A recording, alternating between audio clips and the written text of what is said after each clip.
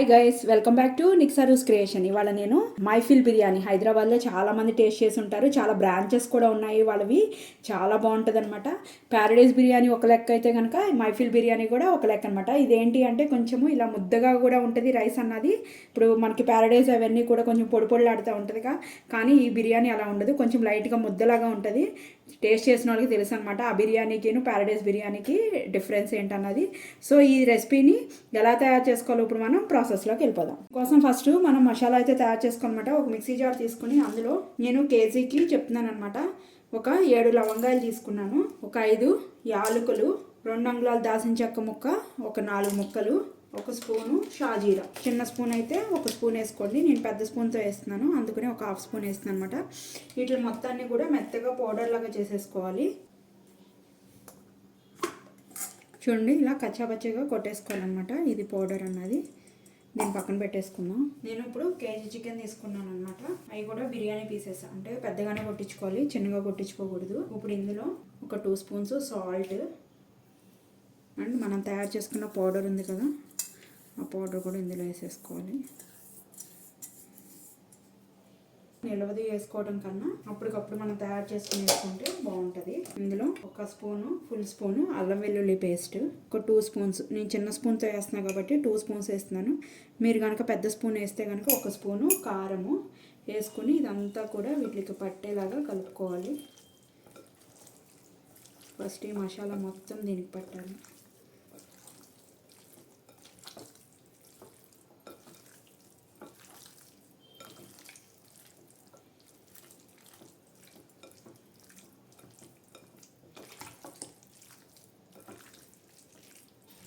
మొత్తం పట్టిన తర్వాత ఇప్పుడు ఇందులో పెద్ద స్పూన్ అయితే కనుక 2 స్పూన్స్, చిన్న స్పూన్స్ అయితే కనుక 3 స్పూన్స్ కర్డ్ గట్టిది వేసుకోవాలన్నమాట. నేను చిన్న స్పూన్స్ వేసాను కాబట్టి 3 స్పూన్స్ వేసుకున్నాను. ఒక 2 స్పూన్స్ ఆయిల్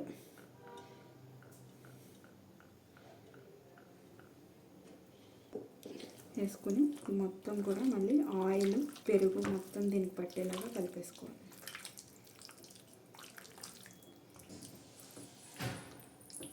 దీన్ని ఒక 20 మినిట్స్ పక్కన పెట్టేసుకుందాం. దీనికి గ్రేవీ మసాలా తయారు చేసుకోవాలన్నమాట. దానికోసం నేను బాండీ పెట్టేసుకున్నాను. అందులో ఒక 2 స్పూన్స్ ఆయిల్ కూడా యాడ్ చేసుకున్నాను అనమాట.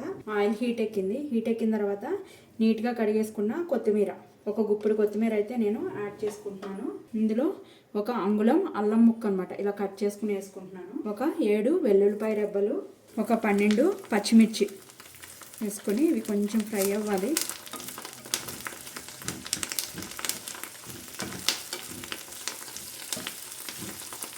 ఇది కొంచెం ఇలా ఫ్రై అవుతుంది అనుకున్నప్పుడు ఒక టమాటోని ఇలా ముక్కలుగా కట్ చేసుకుని వేసుకోవాలన్నమాట.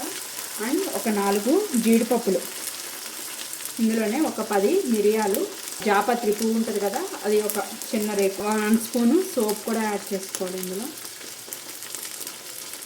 మనం తినే సోప్ ఉంటుంది కదా అదే. ఇందులోనే ఒక 2 బిర్యానీ ఆకులు, ఒక గుప్పుడు పుదీనా అది కూడా కడిగేసుకుని యాడ్ చేసుకోవాలి.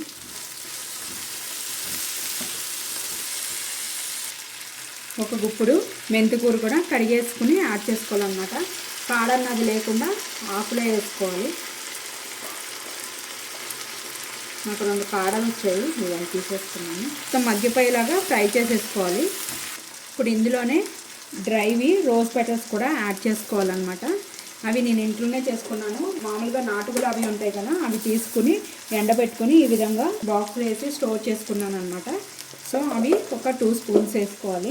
మనం రోజ్ పెటల్స్ వేసుకున్న తర్వాత ఒక 5 మినిట్స్ ఫ్రై చేస్తే సరిపోతుంది.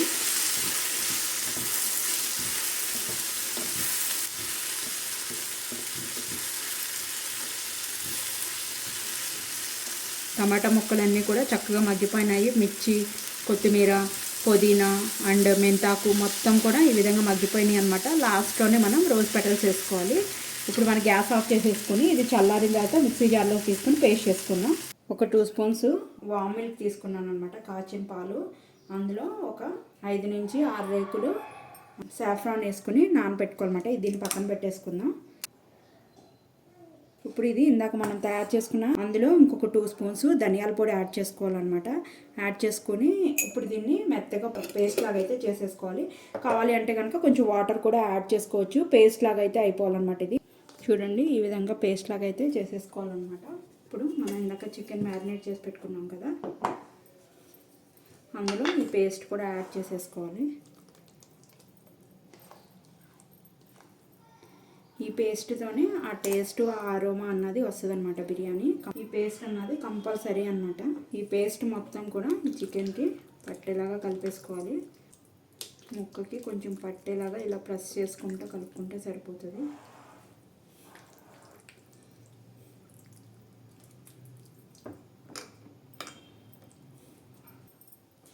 ఇలా పేస్ట్ మొత్తం కలిపేసుకున్న తర్వాత ఒక గుప్పెడు ఫ్రైడ్ ఆనియన్స్ కూడా యాడ్ చేసుకోవాలన్నమాట. మీ గుప్పెడితో గుప్పెడు వేసుకొని సరిపోతాయి.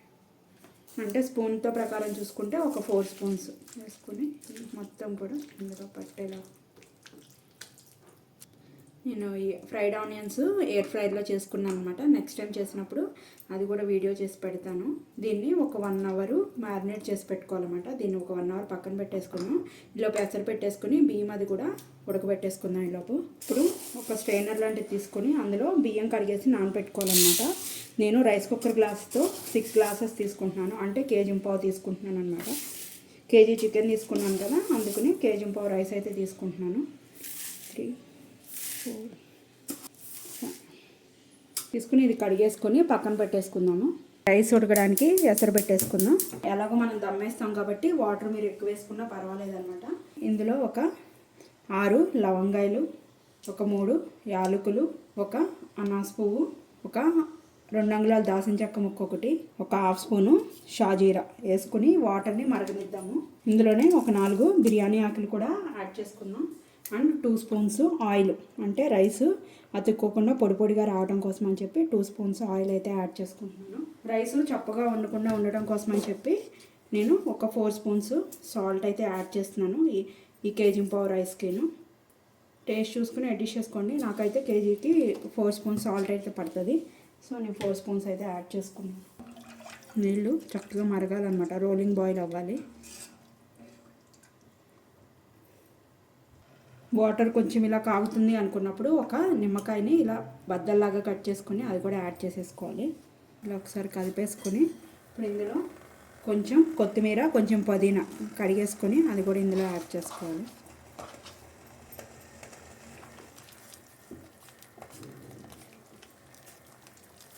మనం వాష్ చేసి పక్కన పెట్టుకున్నాం కదా రైస్, అది మొత్తం ఇందులో యాడ్ చేసేసుకోవాలి.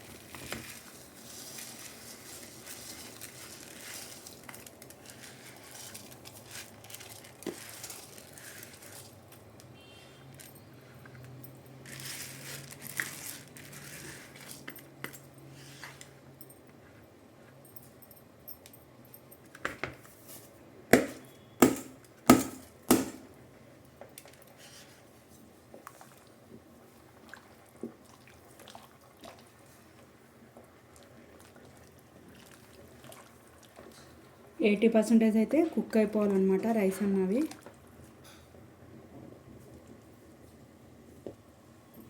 మూత పెట్టేసుకొని మనం బిర్యానీ వేసుకునే గిన్నె ఉంటుంది కదా, ఆ గిన్నె తీసుకొని అందులో ఇప్పుడు ఇది మొత్తం మనం మ్యారినేట్ చేసి పెట్టిన చికెన్ ఉంది కదా 1 అవర్, అది మొత్తం కూడా ఇందులో యాడ్ చేసేసుకోవాలి.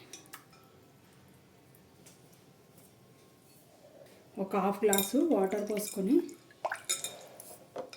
మసాలా ఉంది కదా ఇది ఇదంతా కొంచెం తెచ్చుకొని ఇందులో పోసేసుకోవాలి. దీన్ని చక్కగా సర్దేసుకోవాలి. ఈ విధంగా సర్దుకున్న తర్వాత ఇందులో ఒక చెక్క నిమ్మకాయ కూడా యాడ్ చేసుకోవాలి.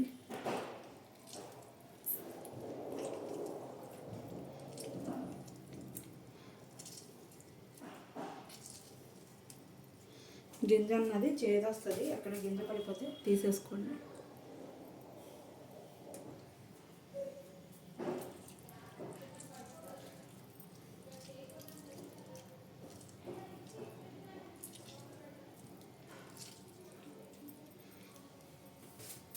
ఇప్పుడు ఇదంతా నిమ్మకాయ అంతా యాడ్ చేసుకున్నాం కదా, ఒకసారి కలుపుకున్న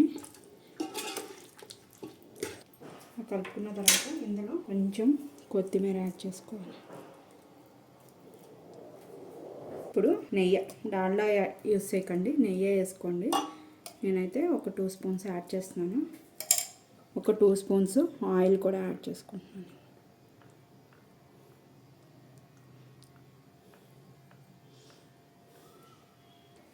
దీన్ని ఇప్పుడు గ్యాస్ పై మీద పెట్టేసుకొని రైస్ కూడా చూడండి 80% అయితే కుక్ అయిపోయింది. నేను గ్యాస్ ఆఫ్ చేసేసుకుంటున్నాను. స్ట్రైనర్తో అయినా వడగట్టుకోవచ్చు, లేదు అంటే కనుక ఇలాంటివి చిల్లులు ఉంటే దీంతో ఇలా కొంచెం వాటర్ అన్నవి తీసేసుకొని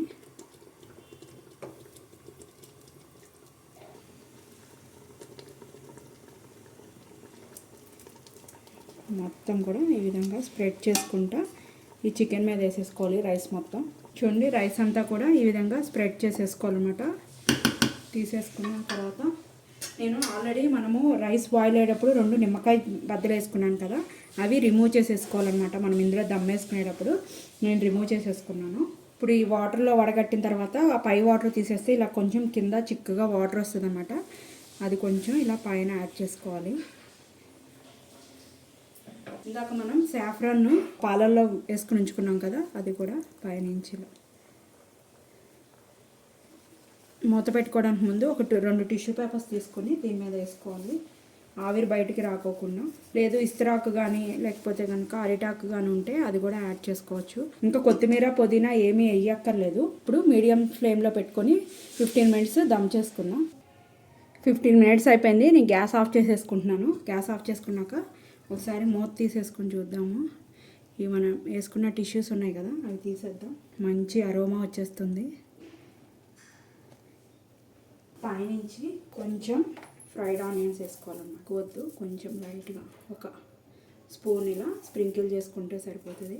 వెట్ ఆనియన్ అన్నది మనం ఎక్కడా కూడా యూస్ చేయలేదు, మొత్తం కూడా ఫ్రైడ్ ఆనియన్సే. అది కూడా ఒక 1/2 కప్. పైనుంచి ఒక 2 స్పూన్స్ నెయ్యి వేసుకుందాం. వేసుకొని మూత పెట్టేసుకొని ఒక 10 మినిట్స్ అలా వదిలేద్దాము. తర్వాత మనం సర్వింగ్ ప్లేట్లో తీసుకుందాం. 15 మినిట్స్ అయిపోయింది. ఇప్పుడు నేను మూత తీసుకొని ఒకసారి కదుపుకుందాం.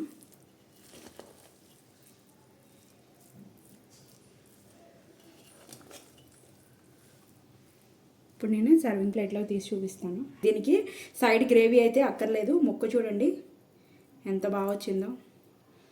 ఆ బిర్యానీ టేస్ట్ అండ్ నేను చేసిన ఈ బిర్యానీ టేస్ట్ 2 చూడండి, 2 కూడా ఈక్వల్గా ఉంటాయి. సో చాలా ఎమ్మీగా ఉంటుంది అనమాట. నేను ఆనియన్ రైతా ఆనియన్ అండ్ లెమన్తో సర్వ్ చేసుకుంటున్నాను అనమాట. ఈ రెసిపీ మీరు కూడా తయారు చేసుకోండి. టేస్ట్ ఎలా ఉందో నాకు కామెంట్ చేయడం అయితే మర్చిపోకండి. మీరు కనుక ఫస్ట్ టైం నా ఛానల్ చూస్తున్నట్లయితే సబ్స్క్రైబ్ చేసుకోండి. ఇలాంటి మరికొత్త డిషెస్ కోసం బెల్ బటన్ ప్రెస్ చేయడం అయితే మర్చిపోకండి. ఈ వీడియోని మీ ఫ్రెండ్స్ అండ్ ఫ్యామిలీ మెంబర్స్కి కూడా షేర్ చేయండి. Thank you guys.